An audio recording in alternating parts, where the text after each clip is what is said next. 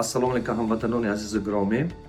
ба шумо расонданӣ ҳастам ки 12 апрел, санаи 12 апрел дар шаҳри Хуҷанд, дар мактаби Оксфорд ман мегузаронам тренинг продажа. Чӣ хел продажа зиёд кардан, чӣ хел прибули бизнеси шумо зиёд кардан.